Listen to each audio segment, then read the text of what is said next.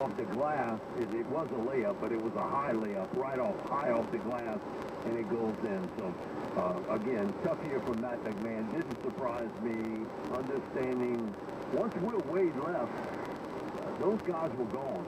That was just going to happen. And the old Pirate, you know, he did what he had to do. He did win at LSU, but the cupboard was really bare. Yeah, absolutely. But the issue with LSU is that even some of these games that you look at the schedule, like, this is a winnable game. Like, the team's Haven't not been very able to good. pull it out. They still lose by double digits. It's been, as I said, it's been a snowball streak, and they just can't figure out a way to stop the compounding losses. I mean, you get to, what is it now, 13 straight games? 14 straight games, my apologies. And it's just not, it doesn't seem like it's going to end anytime soon. You watched the All-Star game last night? No, I didn't either. I didn't really care to.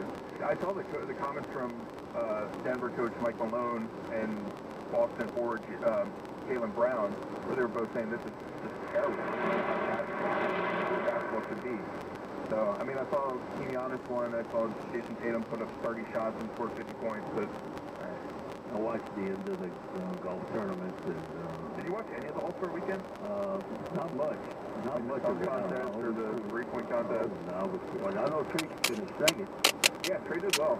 Yeah, I mean, he had a good showing. It's just Max been calling it probably the best dunk contest showing since Aaron Gordon and Zach LaVine in 2016. So then it was interesting last night. I see Greg Williams on one side of the field, Jim Hassel, that's what Steve Spurrier would call him, Jim Hassel, on the other side of the field for the football game for the XFL.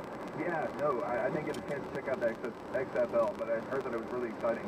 Like they have the ending was like new rules for like the endings of the game. Oh yeah, again, they just kind of floating this out. We'll see. The NFL may adopt it. They adopted some of the rules. That camera above was never there for an NFL game to the XFL. The original, when Vince McMahon had it, and the NFL sort of adopted it after that. They went through it. So again, though, man, you see the quality. It's semi-pro football. Right. It's semi-pro, but whatever gives these opportunities for young men to play, and you don't have to send them to Europe.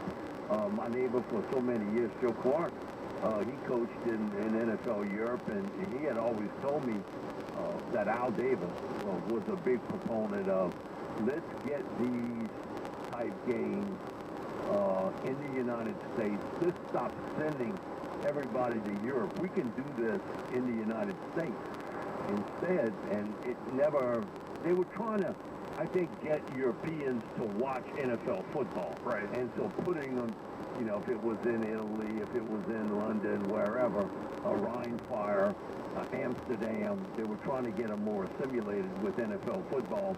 But, man, financially, it cost you a lot of money. And Al knew how to count money pretty well, but he would always tell Coach Clark, hey, we got to do this in the States. And I remember one year Joe coaches in Amsterdam, and his quarterbacks that year were Jake Delhomme.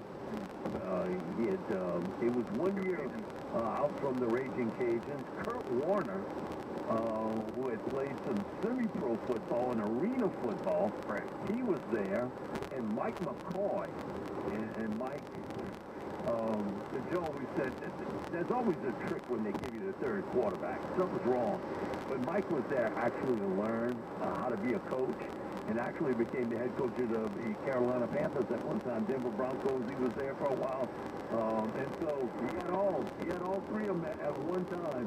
And he said it was unbelievable to see how it was done in Amsterdam, which he said, you know, makes Bourbon Street look like the romper room. There you go. On the weekend, things that are happening out there. But, man, at one time to have Jake Delhomme and Kurt Warner. And Shreveport in the back room. And like you said, it was just balancing, giving them both enough snaps to be seen, because that's what you're there for. Right. It is the development of quarterbacks, and Adam Vinatieri was a kicker for him, and he had never been a special teams coach.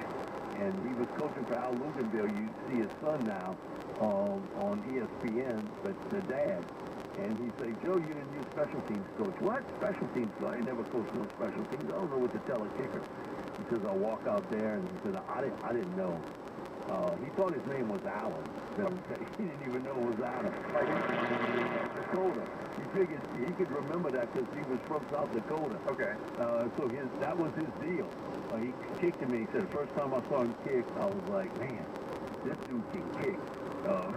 He's really good. They say, why are you here? I said, oh, man, I've never left the States before in my life. I've never left the United States. And so he was there to kick, and he says, I never forget we playing the Ryan Fire, and he said the wind front had passed, and it really got windy, and he popped one from like 54 yards against the wind. He said he cleared it by at least 7 or 8 yards. He said that's how good of a kicker he was. So yeah, he was labeling Joe the guru of kickers. And he said, I never told Vinatieri anything. I just told him, how you wanted hell, kid? And he said, I told you, hey, you heard him? He wants it kind of pointed a little forward. He said, that's all I did was Vinatieri. But he said the headlines in the paper the next day was coaching guru Clark. So he said, man, listen, I took credit for it, but I didn't do anything. He said it was all Vinatieri. How long do you think it takes for Vinatieri to get in the Hall of Fame? I know the NFL's kind of got that weird thing with special teamers, but he won't get in the first couple of years, but it won't be long afterwards. He's the best special teams kick. Now, Tucker is still kicking. Now, he's in another category. Right. But other than Tucker, it's Vinatieri and to me, Martin Anderson. Best kickers I've ever seen. So you give it like 4 or 5 years? I would think, and he's going to get in. That's a big